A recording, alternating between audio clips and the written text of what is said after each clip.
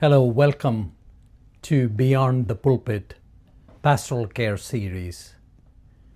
Today, I want to talk to you about a topic that has created a lot of stigma and confusion in the minds of people across cultures, and that is the topic of mental health and illnesses related to mental health. If we have a body ache, we take medicine for that. If we have chronic headache, we go to the doctor, we seek medical care. It is the same for other ailments too. But when it comes to our mental health or anything to do with our mood, if we are feeling sad, depressed and down, or super anxious, we usually don't go to the doctor. Somehow, in our minds, we have decided that if it relates to our mind or our mood, we do not need any intervention. There are many reasons for this, and some are very appropriate reasons. I think the first reason surrounds the confusion around where is the mind. If you ask me, show me your hands, I'll show you both hands. Or my hair, my nose. But if you ask me, where is your mind? It's very hard to pinpoint. Some people say the mind is in the brain. In some cultures, they say the mind is in the heart. And some people say the mind is in your stomach or in the shoulders. It's very hard to pinpoint where is the mind, and to add to that complexity is the fact that an inability to describe all the processes that are happening in our minds. So that is one reason. Second is we have been taught very unhealthy attitudes or teachings or perspectives about those who seem to have a mental health illness or a mental health challenge.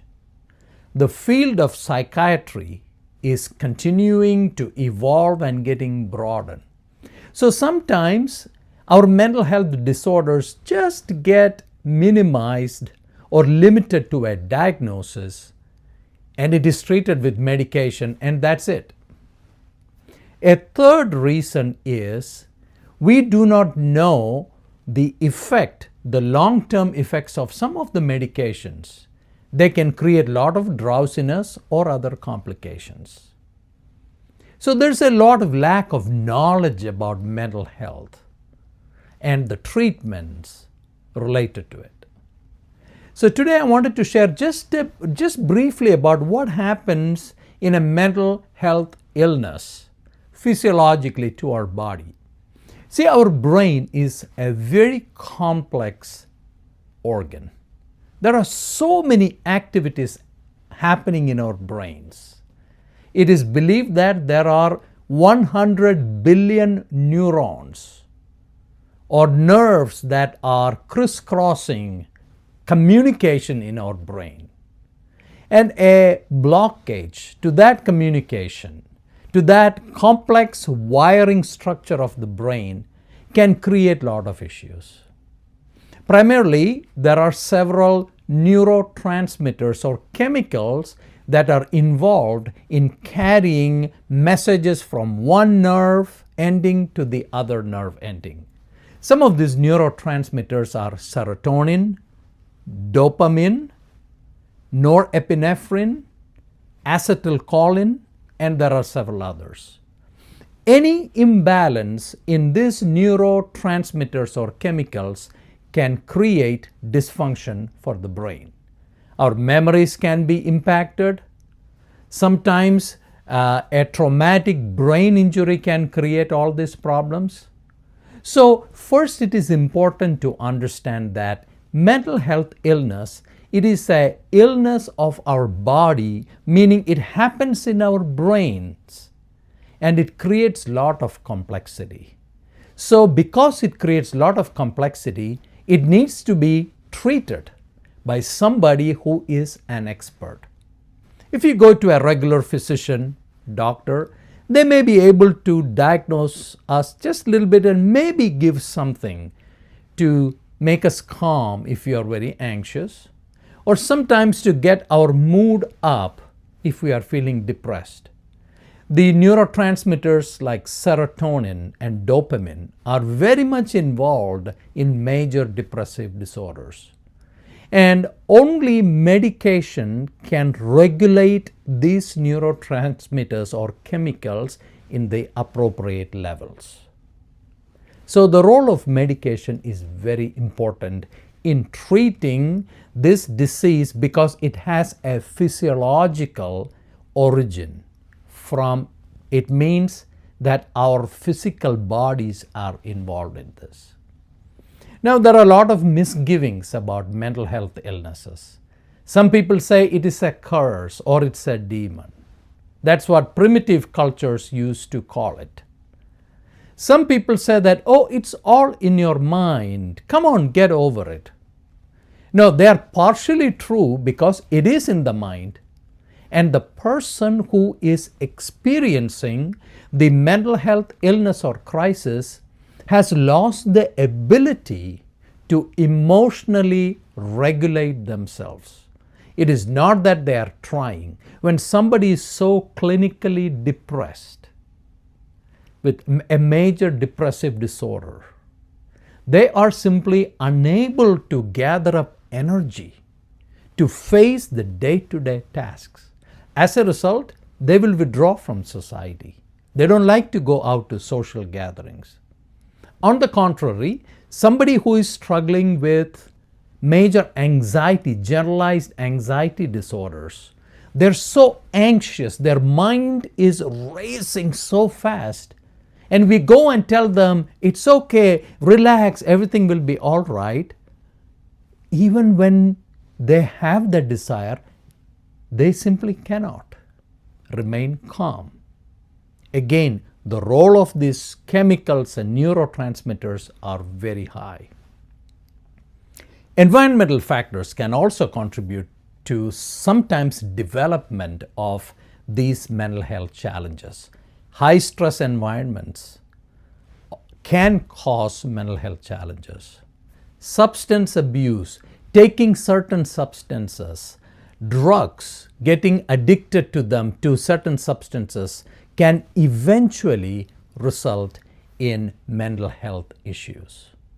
So if you know someone in your family, in your friend circle, in your church or in your community, please don't write them off saying that, oh, it's some problem, their brain is not working. Well, you are true. Partially you are true. Their brain's not working the way it should work. And we should be very careful not to blame or judge that person. The best thing we can do is to get that person the medical help they need. Then our spiritual support, prayers, encouragement, all of that comes together to support the person and move towards normalcy. Now, I have worked with patients who have been struggling with depression for 30, 35 years. They're functioning basically because of the medication or the treatment plan they are on. Once you take the medication from them, they will feel very paralyzed. The caution, the danger here is any mental health illness or issue, if it is not treated over a period of time, it can cause great danger.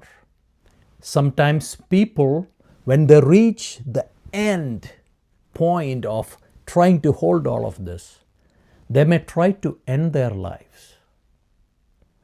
Or they may try to harm or hurt others. We have to immediately get them medical help. Otherwise, we will not be doing them a favor. Legally, in almost every country, if we know that a person is going to hurt themselves or others, we have to report it. It is required by the law in most countries. So let us try to help those who are struggling with mental health illnesses. Remember that Jesus always cared for people. Even when he healed the lepers, he asked them to go and show the priest. He, in his ministry, included other disciplines, other people in the well-being of people who came to him with problems. May I encourage you, dear pastors, lay leaders, and seminarians and clergy, please pay attention to people who come to you, people in your community, in your congregation. Some of them are struggling with mental health issues. Be compassionate to them, talk to them as a pastor, offer them empathy, and please help them get help. Help them get medical help so that we can contribute and we can help them in their healing process. I hope that this information is helpful to you, and I pray for your ministry and what you are doing in the overall care of a person. God bless you. I'll see you next time.